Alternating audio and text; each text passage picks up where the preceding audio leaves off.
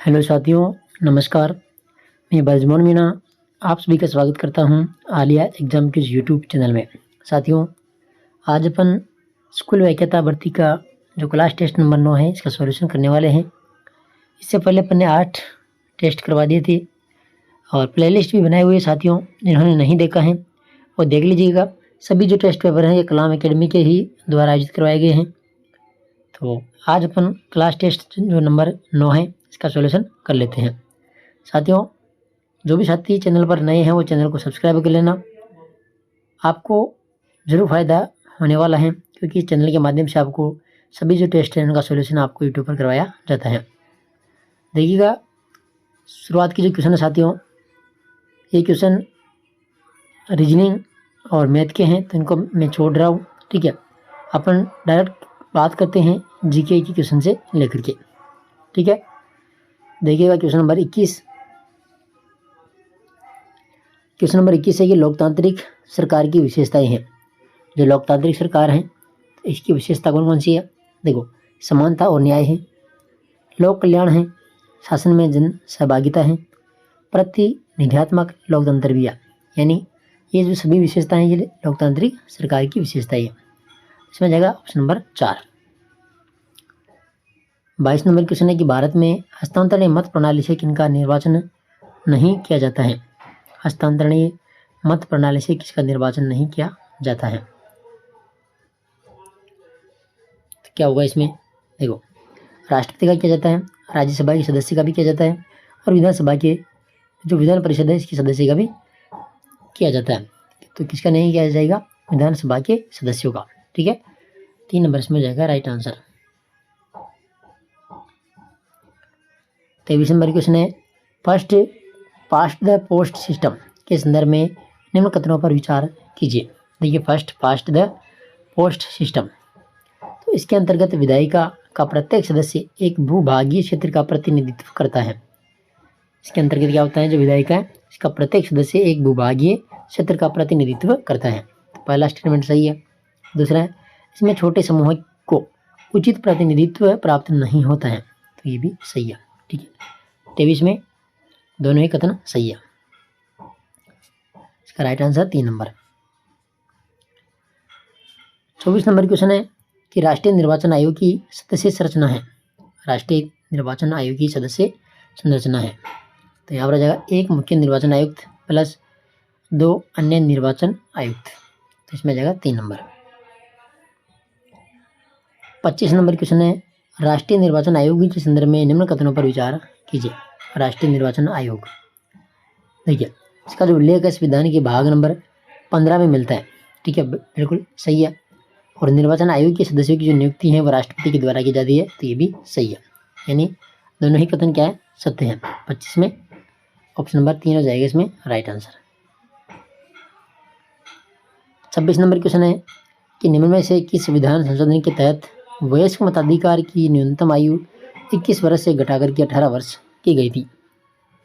तो ये संविधान संशोधन हुआ था 61वां संविधान संशोधन 1989 में। ठीक है, 1 नंबर। तो ये 61वां जो संविधान संशोधन कब हुआ था? ये हुआ था 1989 को। इसमें क्या किया गया था? जो वयस्क मताधिकार की जो आयु है वो 21 वर्ष से घटा करके 18 वर्ष की गई थी। 27 नंबर क्वेश्चन, संसदीय एवं राज्य विधानमंडल के निर्वाचन साथ साथ होने की स्थिति में वे किसके द्वारा वहन किया जाता है? तो यहाँ पर आ जाएगा केंद्र व राज्य सरकार के द्वारा समान अनुपात में। केंद्र व राज्य सरकार के द्वारा समान अनुपात में। 28 नंबर क्वेश्चन है निम्न में से कौन संघ लोक सेवा आयोग के वर्तमान अध्यक्ष हैं? संघ लोक सेवा आयोग के वर्तमान अध्यक्ष, तो यहाँ पर जाएगा श्रीमती प्रीति सूदन। ठीक है, श्रीमती प्रीति सूदन।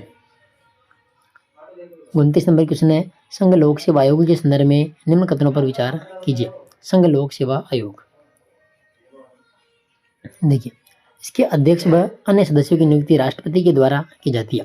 ठीक है, बिल्कुल पहला कथन सही है। दूसरा कि इसके अध्यक्ष सेवानिवृत्ति के पश्चात पुनः नियुक्त नहीं किए जा सकते, तो ये भी सही है। ठीक है, अध्यक्ष व अन्य सदस्यों को वेतन भत्ते भारत की आकस्मिक निधि पर पारित होंगे। साथियों, ये गलत है। ठीक है, जो संघ लोक सेवा आयोग के जो अध्यक्ष और अन्य सदस्य हैं इनके जो वेतन भत्ते हैं वो वेतन भत्ते जो भारित होंगे वो हो जाएंगे संचित निधि पर। ठीक है, जो संचित निधि है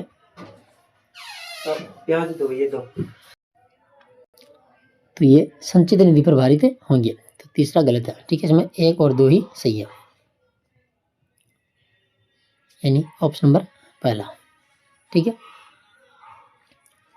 क्वेश्चन नंबर 30 है, किस अनुच्छेद के तहत राष्ट्रपति वित्त आयोग के द्वारा दी गई प्रत्येक सिफारिश को तथा उस पर की गई कार्यवाही के स्पष्टीकरण ज्ञापन सहित संसद के प्रत्येक सदस्य के समक्ष रखवाएगा?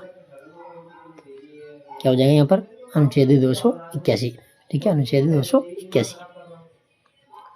31 नंबर क्वेश्चन है कि वित्त आयोग है। देखो, वित्त आयोग तो ये संवैधानिक संस्था भी है, अर्धन्यायिक संस्था भी है और सलाहकारी संस्था भी है, यानी उपयुक्त सभी। 32 नंबर क्वेश्चन है, नीति आयोग के वर्तमान मुख्य कार्यकारी अधिकारी कौन है?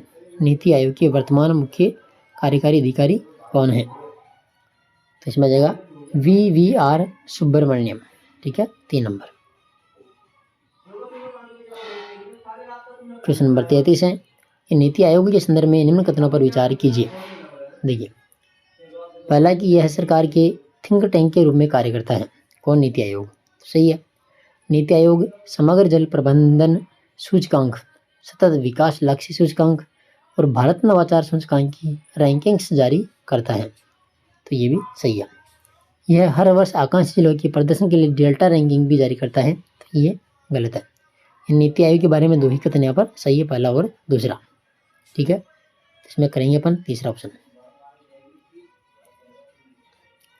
क्वेश्चन नंबर 34 है कि मुख्य सूचना आयुक्त एवं सूचना आयुक्तों की नियुक्ति राष्ट्रपति के द्वारा एक समिति की सिफारिश पर की जाती है। उक्त समिति में शामिल सदस्य हैं। देखो, जो समिति है इसमें शामिल सदस्य कौन कौन है? तो देखो, प्रधानमंत्री है, लोकसभा में विपक्ष का नेता भी है, प्रधानमंत्री द्वारा मनोनीत एक कैबिनेट मंत्री भी है, लोकसभा अध्यक्ष इसमें शामिल नहीं है। ठीक है, तो इसमें 1 2 3 हो जाएगा ऑप्शन नंबर तीसरा।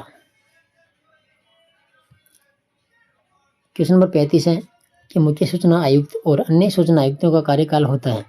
मुख्य सूचना आयुक्त और अन्य सूचना आयुक्तों का जो कार्यकाल होता है कितने वर्ष का होता है? तो यहाँ पर जाएगा 3 वर्ष। ठीक है, 35 में जाएगा 3 वर्ष।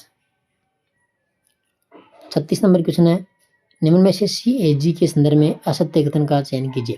CAG यानी नियंत्रक एवं महालेखा परीक्षक। यह भारत व किसी राज्य की संचित निधि से किए गए व्यय की लेखा परीक्षा करता है। पहला बिल्कुल सही है। दूसरा कि यह सरकारी व्यय की तर्क संगतता मितव्ययता की जांच भी करता है। तो ये भी क्या है? सही है। ठीक है, तीसरा कथन है, ऑप्शन है तीसरा कि नियंत्रक एवं महालेखा परीक्षक की नियुक्ति मुख्य न्यायाधीश के द्वारा की जाती है। साथियों, नियंत्रक एवं महालेखा जो परीक्षक है CAG। ठीक है, CAG तो राष्ट्रपति यहाँ पर नियुक्ति करता है। कौन करता है नियुक्ति? राष्ट्रपति। ठीक है, इसके वेतन एवं सेवा शर्तों का निर्धारण संसद के द्वारा किया जाता है। ये भी सही है, यानी तीसरा इसमें क्या है? गलत है। 37 नंबर क्वेश्चन है कि वर्तमान में राष्ट्रीय मानवाधिकार आयोग की अध्यक्ष कौन है? राष्ट्रीय मानवाधिकार आयोग की वर्तमान अध्यक्ष कौन है? तो विजया भारती साइनी। विजया भारती साइनी। 38 नंबर क्वेश्चन है, लोकपाल की जांच अधिकारिता में शामिल है। लोकपाल की जांच अधिकारिता में शामिल है। देखो, केंद्र सरकार के वर्तमान या पूर्व मंत्री इसमें शामिल है, संसद के किसी सदस्य या पूर्व सदस्य भी इसमें शामिल है, प्रधानमंत्री या भूतपूर्व प्रधानमंत्री ये भी शामिल है, संसद के द्वारा किसी अधिनियम के द्वारा स्थापित संस्थान या केंद्र सरकार के द्वारा पूर्णतः वित्त पोषित संस्थान का अध्यक्ष या कर्मचारी। तो ये सभी के सभी लोकपाल की जो जांच अधिकारिता हैं शामिल है इसके अंदर। ठीक है, चारों के चारों। तो 38 में आ जाएगा 1 2 3 और 4, ऑप्शन नंबर चौथा। 39 नंबर क्वेश्चन है, केंद्रीय सतर्कता आयोग के संदर्भ में असत्य कथन। केंद्रीय सतर्कता आयोग, देखो, के संथानम की अध्यक्षता वाली भ्रष्टाचार निवारण समिति की सिफारिश पर इसका गठन किया गया था। ठीक है, बिल्कुल सही है।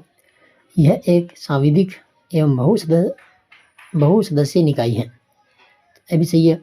प्रत्येक सतर्कता आयुक्त केवल केंद्रीय सतर्कता आयुक्त के रूप में नियुक्ति हेतु पात्र होगा। तो अभी सही है। चौथा कि आयोग अपने कार्य की रिपोर्ट प्रति वर्ष केंद्र सरकार को प्रस्तुत करता है। तो ये गलत है, ठीक है। जो आयोग है अपने कार्य की रिपोर्ट प्रति वर्ष राष्ट्रपति को प्रस्तुत करता है, ठीक है। किसको करता है? राष्ट्रपति को। और राष्ट्रपति फिर संसद के दोनों सदन जिसमें राज्यसभा और लोकसभा उनके सामने रखवाता है। तो चौथा ऑप्शन क्या है? गलत है। 40 नंबर क्वेश्चन है, निम्नलिखित में से केंद्रीय अन्वेषण ब्यूरो के संभाग हैं। केंद्रीय अन्वेषण ब्यूरो के संभाग।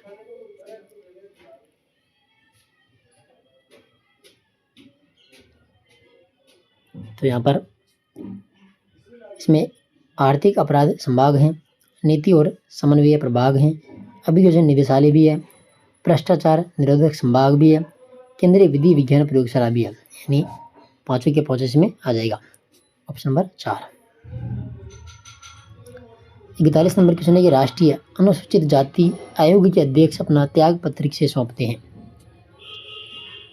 तो यहाँ पर आ जाएगा राष्ट्रपति को। किसको सौंपते हैं? राष्ट्रपति को। 42 नंबर क्वेश्चन है, निम्न में से किस अनुच्छेद में राष्ट्रीय अनुसूचित जनजाति आयोग का उल्लेख मिलता है? तो यहाँ पर आ जाएगा अनुच्छेद 338 का। क्वेश्चन नंबर 43 है, राष्ट्रीय पिछड़ा वर्ग आयोग की संरचना है। राष्ट्रीय पिछड़ा वर्ग आयोग, तो इसमें एक अध्यक्ष प्लस एक उपाध्यक्ष प्लस 3 अन्य सदस्य होते हैं, ठीक है। एक अध्यक्ष होता है, एक उपाध्यक्ष होता है और 3 इसमें अन्य सदस्य होते हैं राष्ट्रीय पिछड़ा वर्ग आयोग में। 43 में जाएगा ऑप्शन नंबर 2। 44 नंबर क्वेश्चन है कि राष्ट्रीय महिला आयोग के संदर्भ में निम्न कथनों पर विचार कीजिए। राष्ट्रीय महिला आयोग के संदर्भ में देखो, पहला है, इस आयोग के अध्यक्ष व सदस्यों की नियुक्ति केंद्र सरकार के द्वारा की जाती है। तो ये तो सही है। अध्यक्ष व प्रत्येक सदस्य का जो कार्यकाल है 3 वर्ष का होता है।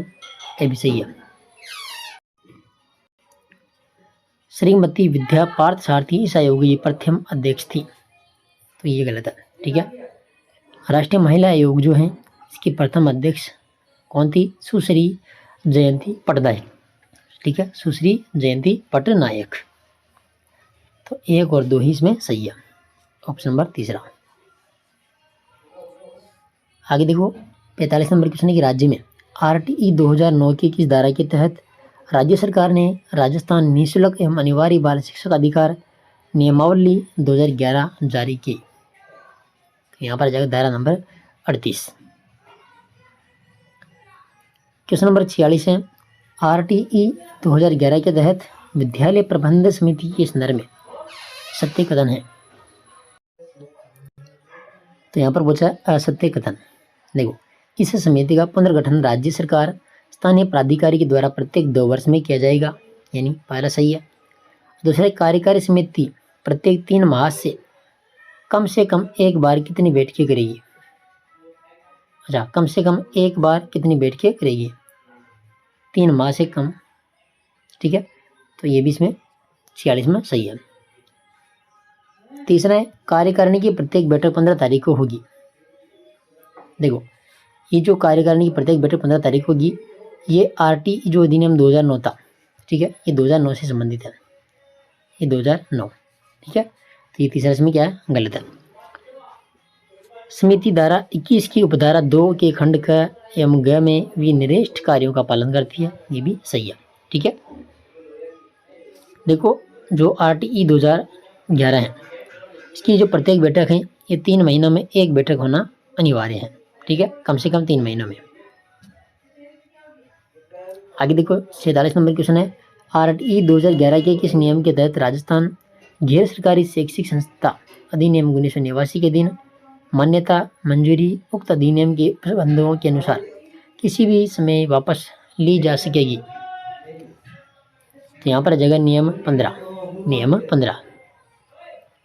48 नंबर क्वेश्चन है, राज्य सलाहकार परिषद के पदेन सदस्यों में शामिल हैं। पदेन सदस्यों में शामिल।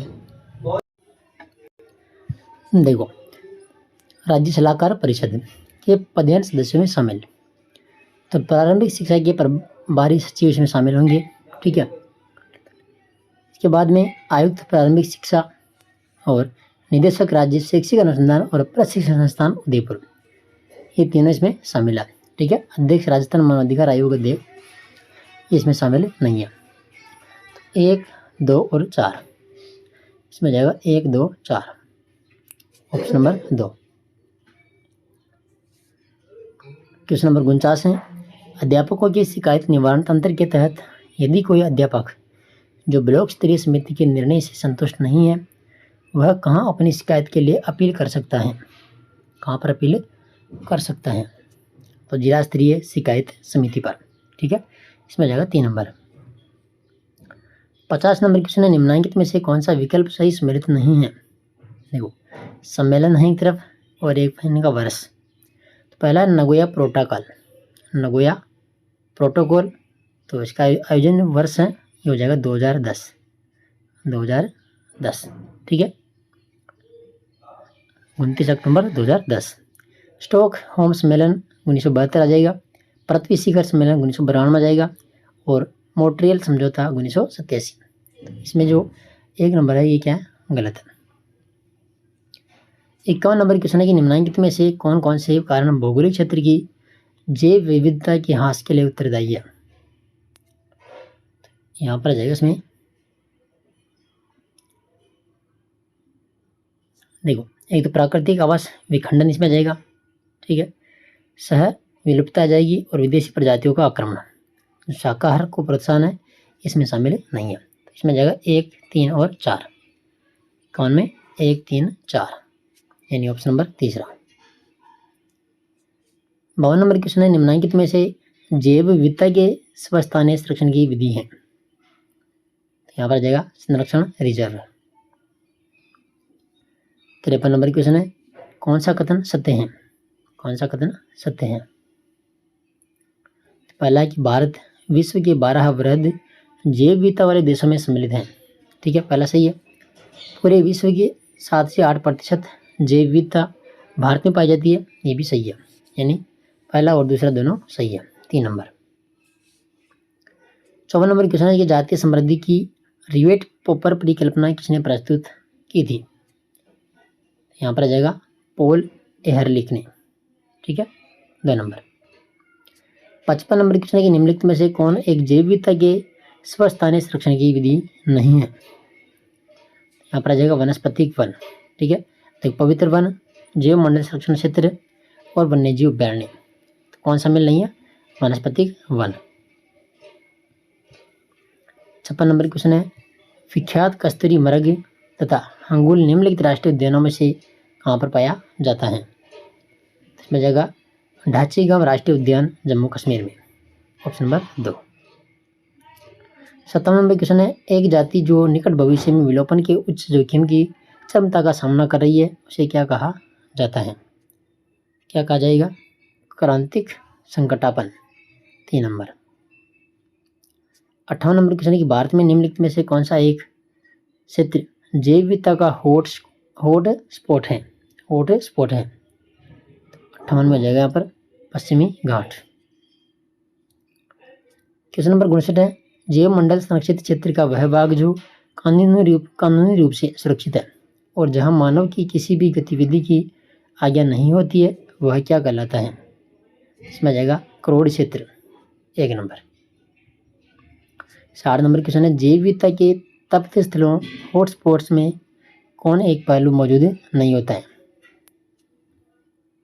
तो इसमें आ जाएगा निरंतर अंतरजातीय प्रतिस्पर्धा। ठीक है, 1 नंबर।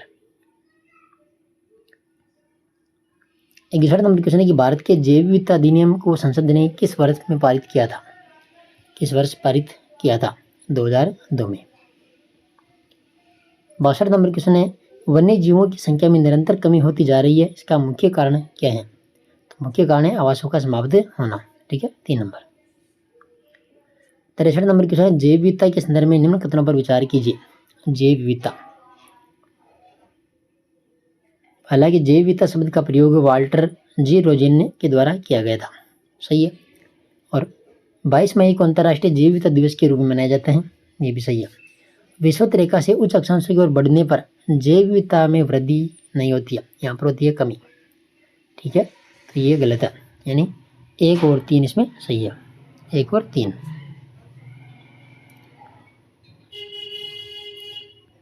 64 नंबर क्वेश्चन है, रेड डाटा बुक कौन जारी करता है? तो यहाँ पर आ जाएगा IUCN, 1 नंबर।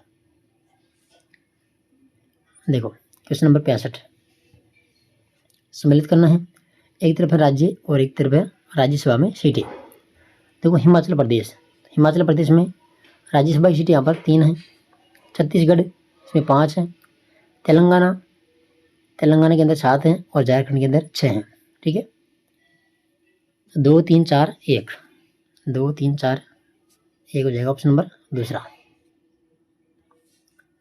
क्वेश्चन नंबर 66, संसदीय विशेषाधिकारों के हनन के मामले में अंतिम निर्णय लेने की शक्ति किसमें निहित होती है? तो यहाँ पर आ जाएगा सदन का अध्यक्ष में, सदन का अध्यक्ष। क्वेश्चन नंबर 67 है, वर्तमान में लोकसभा में अनुसूचित जाति के लिए आरक्षित स्थानों की संख्या है? तो यहाँ पर आ जाएगा 84। कितनी है? 84। 68 नंबर क्वेश्चन है, देखो असम्मिलित की पहचान करें, यानी विषय है एक तरफ और एक तरफ है संबंधित अनुच्छेद। धन विधेयक 110 में है। ठीक है, बजट अनुच्छेद 112 में, गणपूर्ति अनुच्छेद 100 में है, वित्त विधेयक अनुच्छेद 114, ये गलत है। ठीक है, वित्त विधेयक कौन से अनुच्छेद में आ जाएगा? वित्त विधेयक 117 में। ठीक है, 4 नंबर क्या है? गलत है। क्वेश्चन नंबर 69 है, वह लोकसभा अध्यक्ष जिनका पद पर रहते हुए हवाई दुर्घटना में देहांत हो गया था, कौन थे? GMC बाल योगी, GMC बाल योगी। 70 नंबर क्वेश्चन है, निम्नलिखित में से असत्य कथन का चयन करें। देखो पहला कि किसी साधारण विधेयक पर दोनों सदनों में गतिरोध को दूर करने हेतु राष्ट्रपति संयुक्त बैठक बुलाता है, बिल्कुल सही है। संयुक्त बैठक की अध्यक्षता लोकसभा का अध्यक्ष करता है, ये भी सही है। संयुक्त बैठक का संचालन लोकसभा के नियमों से होता है, ये भी सही है। चौथा है कि संयुक्त बैठक आहूत होने की सूचना जारी होने के बाद उक्त तिथि से पूर्व लोकसभा विघटित हो जाने पर संयुक्त बैठक को निरस्त हो जाती है, तो ये क्या है? गलत है। ठीक है, बाकी 3 सही है। 71 नंबर क्वेश्चन है कि लोकसभा के सदस्यों का निर्वाचन होता है, लोकसभा के सदस्यों का निर्वाचन होता है तो प्रत्यक्ष निर्वाचन, first past the post system और गुप्त मतदान प्रणाली के माध्यम से। इसमें जाएगा 3 नंबर। प्रत्यक्ष निर्वाचन होगा, first past the post system लागू होगा और गुप्त मतदान प्रणाली। 72 में है, निम्न में से राज्यसभा में प्रथम मनोनीत महिला सदस्य कौन थी? प्रथम मनोनीत महिला सदस्य तो रुक्मणी देवी अरुंडेल, इसमें जाएगा 2 नंबर। 73 नंबर क्वेश्चन है, राज्यसभा में राष्ट्रपति के द्वारा 12 सदस्यों को मनोनीत किया जाता है, उन्हें किन क्षेत्रों में विशेष ज्ञान आवश्यक है? साहित्य, कला, विज्ञान और समाज सेवा, इसमें जाएगा 3 नंबर। 74 नंबर क्वेश्चन है, निम्न कथनों पर विचार कीजिए। देखो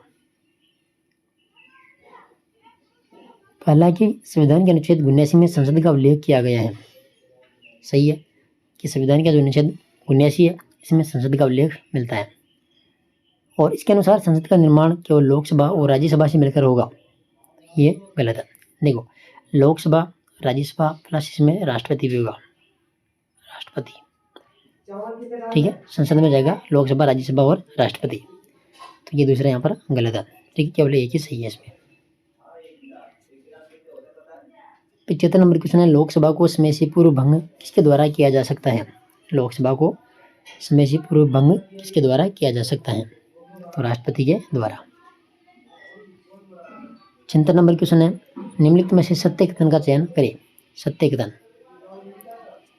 सत्य यहाँ पर का है कि वर्तमान समय में लोकसभा और विधानसभाओं का परिसीमन 1971 की जनगणना के आधार पर किया गया है, यही सत्य है। ठीक है, देखो परिसीमन आयोग के निर्णयों को किसी भी न्यायालय में चुनौती नहीं दी जा सकती। तो ये पहला गलत है। इसमें परिसीमन आयोग के निर्णय तत्कालीन समय में चल रही लोकसभा तथा विधानसभाओं पर प्रभावी होते हैं, तो ये भी गलत है। सत्य कथन इसमें केवल तीसरा, ठीक है। और चौथा देख लीजिए, भारत में दूसरा परिसीमन आयोग 1961 की जनगणना के आधार पर 1962 में गठित किया गया था, ये भी गलत है, ठीक। इसमें जाएगा 3 नंबर। 77 नंबर क्वेश्चन है कि लोकसभा अध्यक्ष के निर्वाचन की तिथि का निर्धारण कौन करता है? तो कौन करेगा? राष्ट्रपति। 78 नंबर क्वेश्चन है लोकसभा अध्यक्ष की अनुपस्थिति में संसद की संयुक्त बैठक की अध्यक्षता करता है? यहाँ पर आ जाएगा लोकसभा का उपाध्यक्ष। 79 नंबर क्वेश्चन है निम्नलिखित कथनों पर विचार कर सत्य कथन वाले कूट का चयन करिए। देखो, पहला है लोकसभा द्वारा पारित और राज्यसभा में लंबित विधेयक लोकसभा के विघटन पर वेगवत हो जाता है। बिल्कुल पहला सही है। दूसरा है राज्यसभा में पारित और लोकसभा में लंबित विधेयक लोकसभा के स्तरावसन से वेगवत हो जाता है, तो ये भी सही है। ये गलत है, ठीक है। पहला सही है, दूसरा गलत है। राज्यसभा में आरंभिक विधेयक जो राज्यसभा में लंबित हो लोकसभा के विघटन से वेगवत नहीं होता है, ये भी सही है, ठीक है। और चौथा है कि राष्ट्रपति द्वारा पुनर्विचार हेतु लौटाया गया विधेयक लोकसभा के विघटन पर वेगवत नहीं होता है, ये भी सही है। यानी 1, 3 और 4 इसमें सही है। ऑप्शन नंबर तीसरा, ठीक है। सत्य कथन है इसमें 1, 3, 4। 80 नंबर क्वेश्चन है राज्यसभा की शक्तियों के संदर्भ में निम्नलिखित में से कौन से कथन सही है? राज्यसभा की शक्तियों के संदर्भ में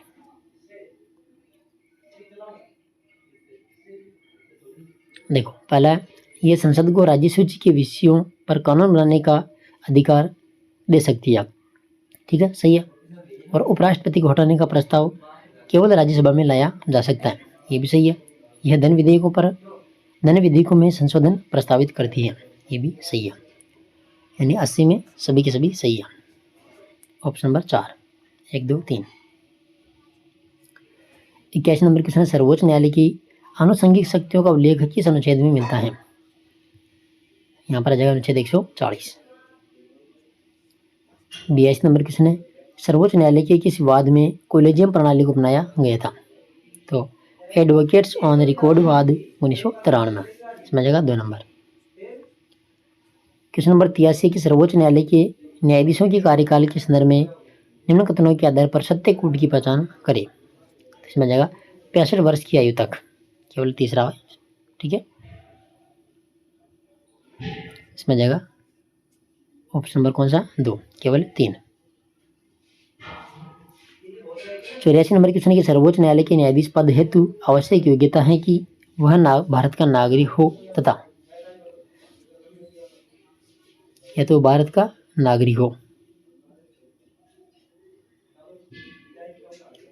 या फिर वह किसी उच्च न्यायालय में लगातार कम से कम 5 वर्षों तक न्यायाधीश रहा हो या फिर वह किसी उच्च न्यायालय में लगातार 10 वर्षों तक अधिवक्ता रहा हो। तो इन दोनों में से एक आ जाएगा, ठीक है। यानी ऑप्शन नंबर 4 इसमें 1 और 2 में से कोई एक, 1, 2 में से कोई एक आ जाएगा इसमें, ठीक है। 84 के अंदर 85 नंबर क्वेश्चन है निम्न कथनों पर विचार कीजिए। निम्न कथनों पर विचार कीजिए। देखो, उच्चतम न्यायालय में अब तक 11 महिला न्यायाधीश रही है, तो ये गलत है, ठीक है। चलो कमेंट में बताओ जो उच्चतम न्यायालय है अब तक कितनी महिला यहाँ पर न्यायाधीश रह चुकी है, ये प्रश्न आपके लिए कमेंट में बताना है। न्यायाधीश एम फातिमा बीवी देश की प्रथम महिला मुख्य न्यायाधीश रही थी, ये तो सही है, ठीक है। इसमें केवल दूसरा सही है। अच्छा, क्वेश्चन में पूछा है उपरोक्त में से असत्य की पहचान कीजिए। अच्छा, असत्य कथन की पहचान करना है, ठीक है। निम्न कथनों पर विचार कीजिए। पहला, उच्चतम न्यायालय में अब तक 11 महिला न्यायाधीश रही है, बिल्कुल, फिर तो पहला सही है, ठीक है। और दूसरा है कि न्यायाधीश एम फातिमा बीवी देश की प्रथम महिला मुख्य न्यायाधीश रही, तो असत्य केवल 2 है इसमें, तो ये असत्य है। ठीक है, इसमें जाएगा ऑप्शन नंबर 2 85 के अंदर। 86 नंबर क्वेश्चन है, सर्वोच्च न्यायालय के एकमात्र न्यायाधीश जिनके विरुद्ध पद से हटाने का प्रस्ताव संसद में लाया गया था, कौन थे? वी रामास्वामी। 4 नंबर।